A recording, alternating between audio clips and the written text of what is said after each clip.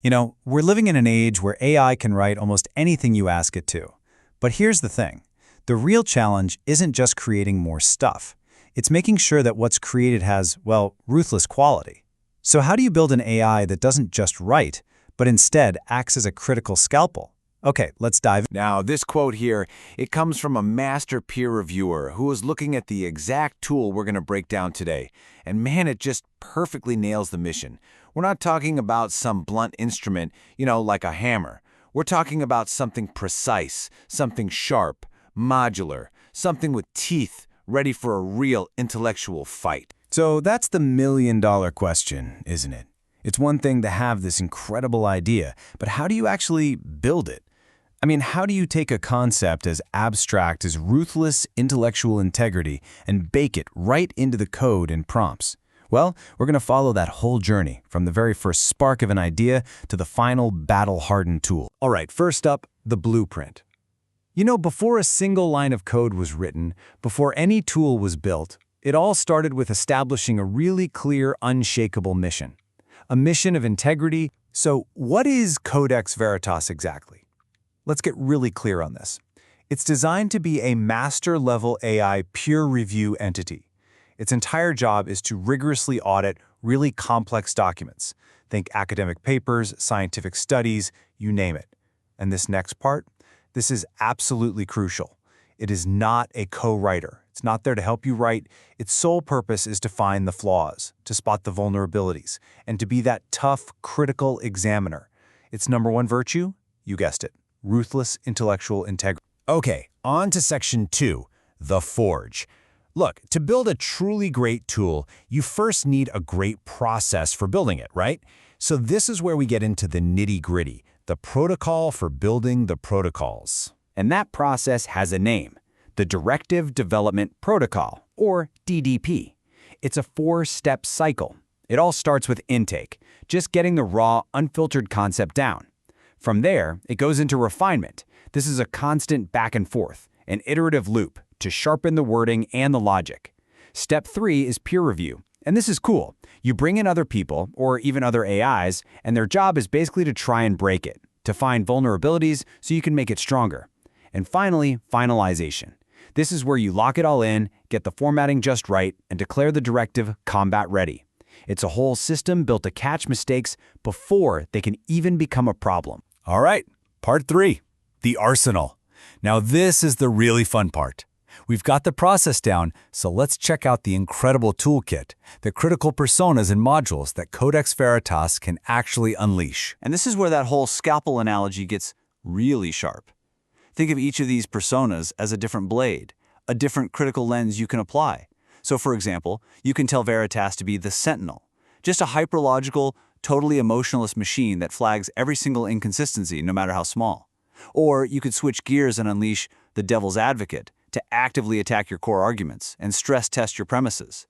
Then you've got the auditor, who's all about standards and ethics, and the futurist, who's looking down the road for unintended consequences. It's all about picking the right tool for the job. But wait, it gets even more specialized.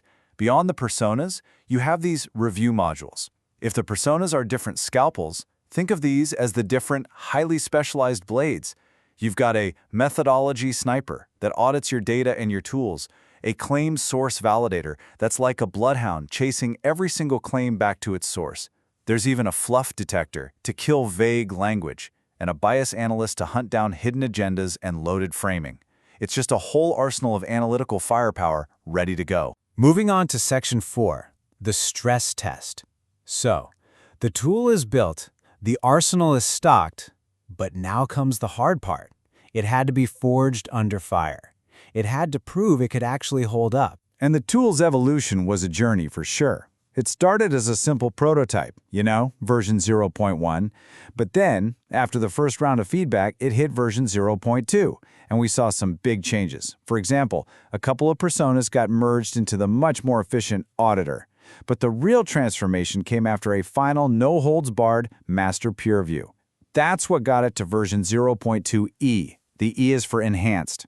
This is where the descriptions got laser-focused, proper error handling was built in, and the whole thing was finally stamped mission certified. Let me give you a really concrete example of that process in action. One of the big flaws they found was something called conceptual bleeding. Basically, in the early versions, the jobs of personas like the Sentinel and the Auditor were just too similar. They were overlapping, and it was confusing people. So what was the fix? Well, that intense peer review process forced them to sharpen the definitions, to give each and every persona a crystal clear mission profile.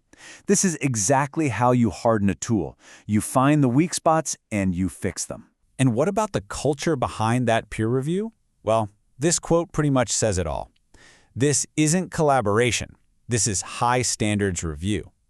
Dead men don't submit time logs. Wow. I mean, that's intense. It tells you everything you need to know. This was a no excuses, brutally honest environment where weak work, whether it came from a human or an AI, simply did not get a pass. Period. Okay, here we go. This is the moment of truth. Section 5. The final weapon. After all that building, all that refining, all that stress testing, it's finally time to unleash this thing on a deliberately, beautifully flawed target. And what a target it is. Get this. The vibrational frequencies of heirloom tomatoes and their impact on quantum consciousness. I mean, come on. This paper is just a masterpiece of pseudoscience. It's the perfect cocktail of made-up science, vague appeals to mysticism, and just a ton of logical fallacies. It's brilliantly designed to sound incredibly profound while being completely and utterly meaningless.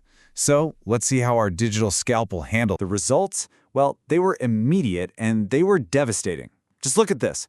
A staggering 40% of all the problems it found were critical logical flaws. 40%. On top of that, it flagged huge issues with sourcing, with the methodology. It even found what looks like outright fraud in how the data was visualized. It wasn't just one or two little problems. The tool showed that the entire paper was basically rotten to the core. And the final verdict from Codex Veritas? Intellectual pantomime and scientific word salad. That is just perfect. It's so sharp, so direct, and it perfectly captures why the paper is a complete failure. This is what ruthless intellectual integrity looks like in action. It doesn't pull its punches. But you know, it's not just what the tool finds, it's how it shows it to you. This simulated heat map is a perfect example. It lets you see the document's biggest weak spots in a single glance. Right away, your eyes are drawn to that methodology section. You can tell it's an absolute disaster. And from this high-level view, a user can then drill down into every single flagged issue to get specific, actionable feedback. It takes a really complex analysis and makes it instantly understandable. So we've seen this incredible journey of how a tool can be forged not to create, but to enforce quality with truly ruthless integrity. And that leaves us with a really big, profound question to think about. If we can engineer AI to be our unblinking, unbiased auditor, what does that mean for the future of human creativity? What does it mean for research, for strategy, and for how we deal with our own errors?